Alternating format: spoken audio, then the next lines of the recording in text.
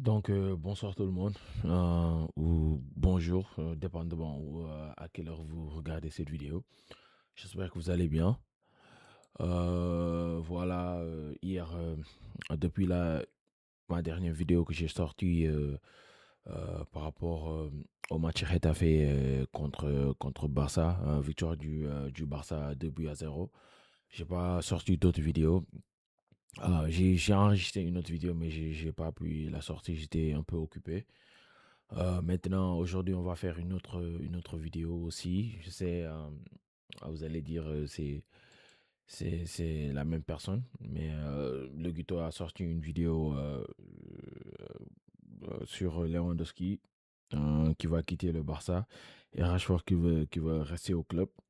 Donc, on va voir qu'est-ce qu'il dit dans cette vidéo. Mais n'oubliez pas de vous abonner à ma chaîne, de liker la vidéo si vous aimez mon contenu. So, comme j'ai dit, on va sortir plus de vidéos. On va faire aussi, peut-être, il y a des lives que je vais faire dans le futur. N'oubliez pas de vous abonner et de liker la vidéo si vous aimez mon contenu.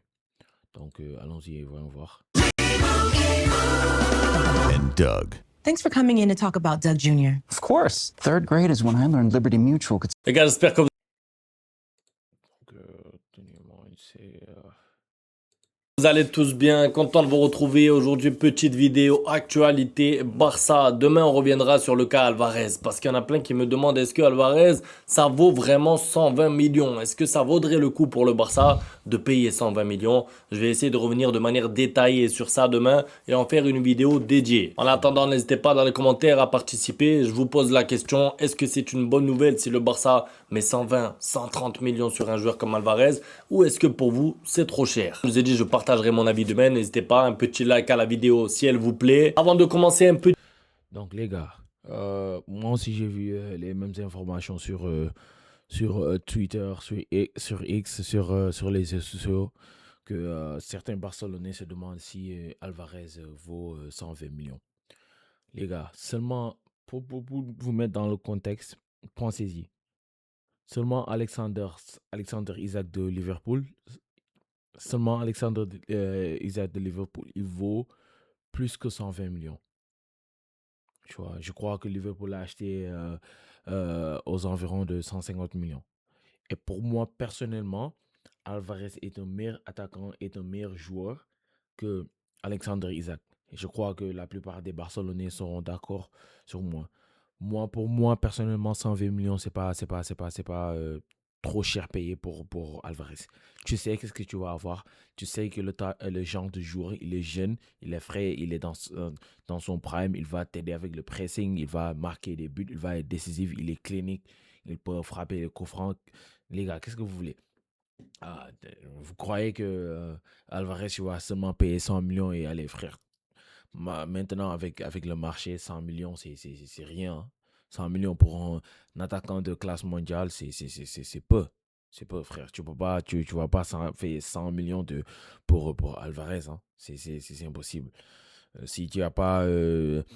Pour moi, ça allait être plus cher que 120 millions. Et s'il fixe le prix à 120 millions, pour moi, c'est raisonnable. Pour moi, personnellement. Petit mot pronostic parce que j'ai pas eu le temps de faire la vidéo pronostic Ligue des Champions avec Immigré. Il m'avait invité, l'immigré parisien, mais j'ai pas pu. J'étais en vacances. J'étais pas là à temps pour faire ça proprement. Je vous partage donc juste mes pronostics rapidement. En plus, vous avez un bonus conséquent, vous le savez, avec Unibet. Votre premier dépôt est doublé. Si vous déposez 100, vous avez 200. Vu les cotes entre le Bayern et le PSG, ça me paraît pertinent d'utiliser ce bonus maintenant. Ce que je jouerai personnellement, c'est ni la victoire de l'un, ni la victoire de l'autre, parce que c'est super difficile. C'est de très bonnes équipes. Ça va être 50-50, franchement. J'ai ce petit regret que le Barça ne soit pas là à préparer son match pour mercredi, la Ligue des Champions. Mais bon, c'est comme ça. Ce que je jouerai pour cette affiche et qui me semble assez safe en tout cas, c'est plus de 2 buts. Vu l'attaque du PSG, vu la défense du Bayern qui quand même concède pas mal de buts, on l'a vu. Même si c'était en championnat, qu'ils ont fait un petit peu tourner. Ils prennent des buts, ils en ont pris aussi contre le Real. Je pense que le PSG marquera minimum 1 ou 2 buts et que le Bayern aussi. Donc moi, je mettrai plus de 2 buts dans le match, ça me paraît safe. Après, on n'est jamais à l'abri dans le football, il peut y avoir un 1-0. Mais voilà ce que je jouerai pour ce match. Faites votre propre analyse, votre propre pronostic, mais Profitez du bonus, le lien est dans la description. Les meilleurs codes sur Unibet. On commence tout de suite avec une très mauvaise nouvelle. Une mauvaise nouvelle puisqu'Mbappé est incertain pour le Classico. Vous savez que le Real Madrid sans Mbappé est très fort, joue très bien ensemble et c'est encore vrai. plus compétitif. Donc, c'est une mauvaise nouvelle qu'il soit absent. Il est pour l'instant incertain. On espère qu'il puisse récupérer le plus vite possible. Le but étant pour le Barça de remporter ce Comment dirais-je, un créateur de contenu sur TikTok, il s'appelle Combo. Il fait des vidéos sur le Barça. Ce matin, il a fait une vidéo très, très, très, très drôle qui il disait que Kylian Mbappé, les joueurs d'entre nous, les joueurs barcelonais s'est blessé. Comme si que Kylian Mbappé, il est un joueur du Barça infiltré au Real Madrid. Parce que c'est lui qui nous aide à avoir des résultats aujourd'hui. Et tout ça, là, ça a été... J'ai fait une réaction sur son TikTok. C'était vraiment drôle. Il disait que Kylian Mbappé sera blessé pour le reste de la saison. Donc, ça veut dire que Madrid va gagner tous ses matchs. Et on n'aura plus un joueur infiltré dans l'équipe du Real Madrid qui va nous aider à gagner plus de points. Classico pour bien finir la saison. Sans Mbappé, ça se complique. Au passage, concernant Mbappé, comme quoi ça sert à rien de courir partout à la recherche du pichichi, du soulier d'or et tout. Il faut gérer tes efforts aussi de temps en temps ou alors être présent dans les grands matchs. En tout cas, merci pour vos retours concernant la vidéo d'hier sur Mbappé. Ça m'a fait plaisir de lire tout ça. On commence avec Lewandowski, donc qui va quitter le Barça. Alors, il va quitter le Barça attendant que ce soit officiel, mais je pense que c'est normal, c'est une bonne chose, il faut avancer, c'est-à-dire que repartir une saison complète avec Lewandowski et Ferran Torres, c'est pas possible. Il faut du changement, c'est-à-dire que tu peux pas reproduire les mêmes erreurs 3 ans d'affilée et t'attendre à un résultat différent. Lewandowski, moi je suis très reconnaissant parce que, petite remise en contexte, quand il arrive au Barça, il avait une offre du Bayern, je crois que c'était avec un salaire plus faible, etc. Mais il avait une offre, il aurait pu rester dans un club qui tourne bien, avec de l'argent, avec de l'ambition. Il avait sa famille là-bas, il a pris un risque, façon de parler, c'est-à-dire quitter le Bayern et venir finir au Barça. C'est tout à son honneur maintenant. Merci pour tout, il faut aussi passer à la suite. On a vu les limites de Lewandowski cette saison. Qu'elle soit physique, le pauvre il a quand même pas mal enchaîné les blessures. Aussi techniquement parlant, ça devient de plus en plus compliqué, mais c'est normal, c'est l'âge, c'est comme ça. Ça n'enlèvera rien bien sûr à sa grande carrière et peu importe où il ira, je suis persuadé qu'il mettra entre 20 et 30 buts parce que j'ai vu des rumeurs en Italie, etc. Bon, peut-être qu'il ira en Italie ou dans un championnat exotique, mais bref, peu importe où il ira, je suis sûr qu'il mettra 20 buts, donc il apportera là où il ira, mais pour l'instant, avec les ambitions du Barça qui sont de remporter la Ligue des Champions, c'est pas suffisant. Son niveau n'est pas suffisant. You, C'est vrai, hein? Just Lewandowski, you, building your app. légende du Barça. on base 44. Il est venu quand le Barça avait besoin d'aide, quand le Barça était au plus bas, pendant les dernières années, quand le Barça avait vraiment besoin de tauliers, de joueurs qui vont venir et faire une différence. So, Lewandowski a fait partie de ces joueurs-là, de ces joueurs qui ont aidé à relever le Barça. Donc, oui, on est très reconnaissant, très, très reconnaissant sur lui, mais maintenant, il faut tourner la page. Hein. Il faut tourner la page maintenant, tu vois. Il n'a plus 25 ans, 30 ans. Il est venu dans un Barça qui était malade. Il nous a aidé à relever notre club. Tout le respect, on le donne tout le respect. Encore une fois, il faut que le club fait tout en sorte comment dirais-je, qu'il parte avec les ovations, qu'il parte avec le respect qu'il mérite parce que, tu vois, grand joueur, grande légende du football, grande légende du Barça. Mais à un moment donné, il faut tourner la page avec lui. Hein. Il faut acheter un nouveau attaquant, un jeune, du 109. On en a besoin en ce moment-là. C'est très compliqué en ce moment-là. Cette saison a été très compliquée pour lui. Il peut pas continuer comme ça. Donc oui, c'était prévisible. C'était prévisible. Le papa d'Ansu Fati qui a pris la parole, alors vous savez que lui, dès qu'il parle, moi j'ai peur. Parce qu'une fois, il avait parlé, vous vous rappelez, ça avait créé des tensions, il y avait des conflits, etc. Bon, là, ça va, il a rien dit de grave, mais il a dit, mon fils restera-t-il à Monaco ou retournera-t-il au Barça?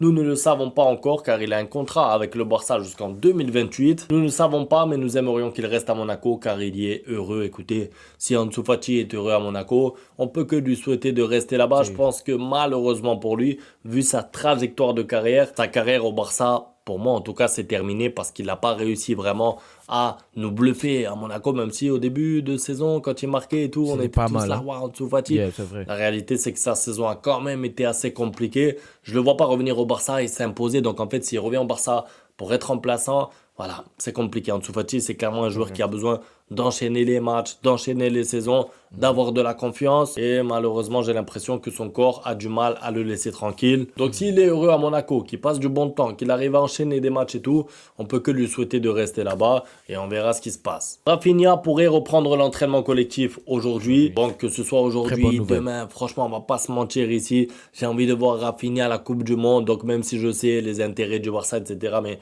franchement, il y a assez d'avance pour pouvoir te passer de Rafinha une semaine de plus. C'est-à-dire que bon, on n'est pas pressé à ce qu'il soit là le prochain match, même si bon, j'ai envie qu'il soit à 100% pour le Classico. On sait que déjà la Mais le Guto, je pense que jusqu'à présent, comment dirais-je, Hansi Flick, il veut sceller la Liga, hein. Il veut pas laisser la place à du doute. À du doute. Donc, il veut faire le maximum. Si on a les meilleurs joueurs qui sont là, il va les faire jouer pour seulement. Pour moi, quand le match qu'on finit, qu'on va. Le dernier match qu'on va gagner et qui va nous donner la coupe, après ce match-là, c'est fini, hein. Je crois que tous les tauliers, il va les mettre sur le banc et il va commencer à tester de nouvelles choses. Mais en ce moment-là, il va seulement faire en sorte qu'on gagne la Liga. Il ne va pas mettre. Parce que n'oubliez pas aussi qu'on a une équipe très jeune. S'il y a un petit doute, ça peut aller très vite. Donc, il va pas mettre de la pression à l'équipe et tout. Donc, il fait jouer les meilleurs joueurs jusqu'à qu'on gagne la coupe. Et après, le reste, les matchs restants, il peut tous les mettre sur le banc et qu'il se prépare pour la Coupe du Monde. Yamal ne sera pas là. Le but, c'est d'avoir une équipe compétitive pour la fin de la saison, mais j'ai pas envie qu'il se blesse, qu'il rate la Coupe du Monde. Ça serait dramatique pour lui et même pour le Barça parce qu'ensuite, mentalement, tu te retrouves avec un joueur, je vais pas dire qu'il est en dépression parce que ça serait exagéré, mais tu te retrouves avec un joueur qui, mentalement parlant, prend un coup. Donc non, j'espère que Rafinha pourra gérer ses minutes jusqu'à la fin avec un objectif clair, être à 100% pour la Coupe du Monde et ensuite avoir un Rafinha épanoui pour la saison prochaine. Voilà le but. Au passage, la saison prochaine, Rafinha va devoir apprendre, je vais pas dire à changer son jeu, mais à doser un petit peu ses efforts, Vrai. à faire attention à son C'est corps vrai. parce que moi je pense qu'il a une très bonne hygiène et je pense qu'il prend soin de lui, mais ça n'a pas l'air de suffire. Pourquoi? Parce qu'il a un jeu qui fait qu'il court tellement des sprints, des accélérations, que ce soit avec le Barça ou avec le Brésil, sur un pressing, sur une accélération, il peut se blesser, ensuite rater des matchs plus qu'importants comme des quarts de finale de Ligue des Champions et du coup manquer au Barça. Rashford maintenant. J'avais fait une vidéo par rapport à ça, hein, que je lui ai dit qu'il doit apprendre à gérer ses efforts, hein. Il doit apprendre à faire ça. C'est pas possible que, tu vois, on comprend, tu vois, Rafinha, c'est un joueur qui joue avec le cœur. Donc, c'est pas un joueur c'est un joueur qui joue avec le cœur, qu'il va faire les efforts, qui va défendre, qui va attaquer, il joue avec le cœur. Mais maintenant, en ce moment-là, tu vois, et par rapport aussi à son âge, tu vois, il n'a plus 24 ans, 25 ans. Je crois, Rafinha, il a 28, 29 ans. Il va bientôt entrer sur la trentaine. Donc, il doit savoir comment gérer son corps, comment gérer ses efforts et tout. Jusqu'à présent, je veux qu'il défende, il donne un peu l'énergie qu'il dégage. Mais en même temps, je veux que certaines actions qu'il dose un peu, qu'il se replace un peu, qu'il souffle un peu au lieu de courir partout 90 minutes, c'est compliqué. Tu ne peux pas faire ça pendant tout le match. À un moment donné, ton corps va lâcher et tu vas te blesser ou quelque chose comme ça. Donc, Rafinha, on t'attend pour la saison prochaine. On t'attend pour les moments décisifs et on te demande seulement d'être comment dirais-je, d'être plus intelligent sur tes efforts et savoir comment gérer tes efforts sur le terrain. Non, donc Marcus Rashford est déterminé à rester au Barça à tout prix. Il n'a aucune intention de retourner à Manchester United. Le joueur veut que son avenir soit réglé avant la Coupe du Monde. Il est même prêt à accepter une baisse de salaire significative pour rester au club. Le Barça, cependant, n'est pas prêt à payer les 30 millions réclamés par son club. Rashford, franchement, c'est frustrant parce qu'on connaît le potentiel. On sait que lui, il a envie de jouer pour le Barça, mais j'ai l'impression qu'il a plus envie de jouer pour le Barça dans sa bouche que dans ses pieds. C'est-à-dire que quand C'est les vrai. matchs commencent, il ne montre pas qu'il a envie de jouer, qu'il a envie de rester. Il a ce côté nonchalant qu'on peut pas se permettre quand on est au Barça. On a déjà parlé et fait la comparaison avec Rafinha. Bon, c'est pas le but parce que Rafinha, c'est top 1, top 2 avec Dembélé dans le domaine du pressing, des efforts, etc. Mais forcément, avec Rashford, on s'attendait peut-être à un côté clinique de sa part. Il a raté beaucoup d'occasions et l'erreur serait quoi? D'utiliser le face-à-face qu'il a marqué là il y a 3 jours pour dire vous avez vu, il peut le faire, c'est bon, il peut rester. Non. Il faut faire un bilan sur toute la saison de Rashford, ce qu'il a apporté, ce qu'il n'a pas apporté quand il devait apporter. Le fait qu'Hansi Flick ne l'ait même pas fait débuter à plusieurs reprises alors que le Barça avait besoin de lui. Bref, c'est au Barça de C'est travailler révélateur. et d'analyser vraiment la situation. Est-ce que 30 millions pour Rashford, ça vaut le coup? Si c'est pas Rashford, c'est qui? Parce qu'il faudra bien un renfort. On verra tout ça. Alors j'ai retenu cette image aussi. Regardez, c'est l'écart de points qu'il y avait entre le Real et le Barça le 16 février. Ça va très vite. Vous voyez, quand je vous disais, le foot va très vite. 16 février, les gars, c'était il y a 2 mois. So, pour seulement parler de Rashford rapidement, oui, il va rester, oui, mais frère, c'est pas suffisant. Je suis désolé, c'est pas suffisant. Rashford, on t'aime et tout, mais c'est insuffisant. Tu peux pas, à Barcelone, tu peux pas être si nonchalant, pas faire le pressing et, tu vois, dans les moments décisifs, se contenter seulement comment dirais-je, d'avoir 2, 3 occasions, tu vois, de mettre tes occasions hors cadre et tout ça. Non, tu peux pas te permettre de ça. Donc, 30 millions, c'est très cher payé. Et même s'ils avaient réduit le prix, je veux que sur ces matchs qui restent là, qu'il nous montre qu'il en est capable pour que peut-être on va y penser. Mais pour moi, jusqu'à présent, je crois pas qu'il va me convaincre sur ces matchs-là. Je ne crois pas. Donc, pour moi, c'est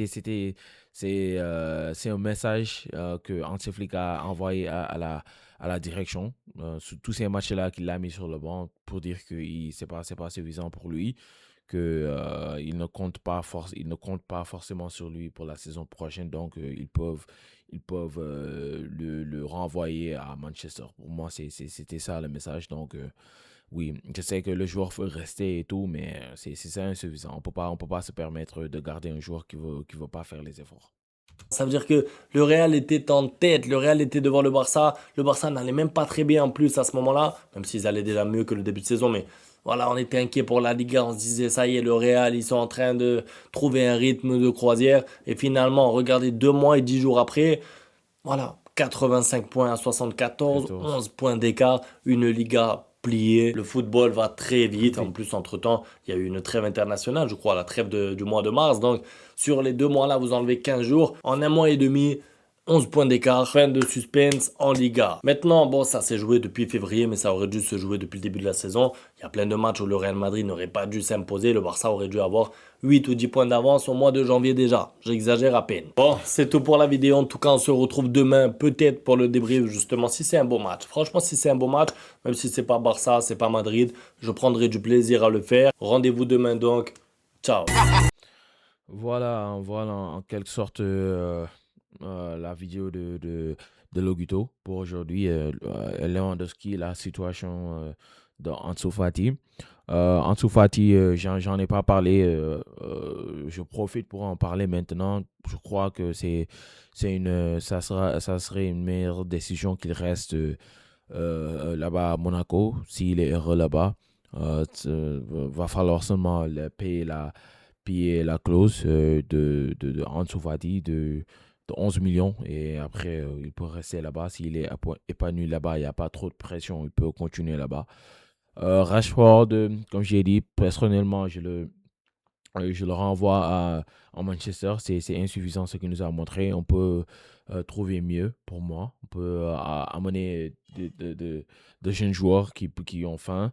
les jeunes joueurs de la Masia, d'autres joueurs qui sont dans d'autres clubs, qui ont plus faim que lui, et les faire jouer. Je sais que c'est Rashford, je sais que, mais ce n'est plus le Rashford de 2022, 2023, 2021, 2022, c'est plus ce Rashford-là. Donc, oui, on peut pas se permettre de payer 30 millions pour un joueur qui va pas faire les efforts, qui va rater de grosses occasions comme ça. Là, on se souvient du match aller contre l'Atlético et toutes les occasions qu'il a ratées. Maintenant, il nous a aidés. Il faut pas se mentir. Il nous a aidés pendant en début de saison. Mais c'est insuffisant pour le level du FC Barcelone. Donc, n'oubliez pas de vous abonner à ma chaîne, de liker ma vidéo et de le partager aussi.